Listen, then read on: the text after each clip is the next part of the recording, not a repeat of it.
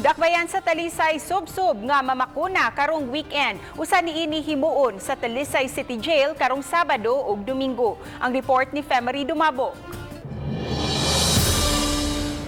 Buksan sa lokal nga kagamhanan ng pipila ka vaccination sites karong weekend tungod sa nagkaminos na sa mga magpabakuna sa upat ka mga vaccination site sa Dakbayan sa Talisay. Sagad tagkapin usa ka gatos na lang ang ma-administer alang sa first dose. Mato ni Dr. Lino Alanzado, ang Talisay City Health Officer, ilaw sa bakunahan ang kapin sa usa ka libo ka mga piniriso sa Talisay City Jail ugma ug sa Domingo. Oo, naghangyo mi sa Red Cross para ma-accommodate ang atong mga PDL sa Maghaway. That's Saturday and Sunday para sa ato ang vaccination dito sa City Jail.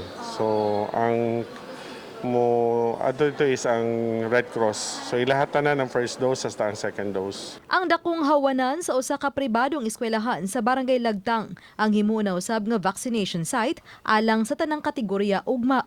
Ang Talisay City Chamber of Commerce, Trade and Industry nitabang usab pinaagi sa pag-set up sa laing vaccination site dihatbang sa usa ka mall sa Barangay Lawan 1 alang sa mga mamumuo.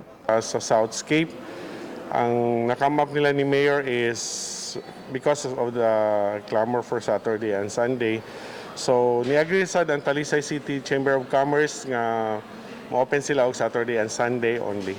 85% sa gitarget sa kagamhanan nga mabakunahan ang na-master listed na. Ug dulan sa 80,000 niini mga bakunado na. Uba ni Jun Solon, ako si Femery Dumabok.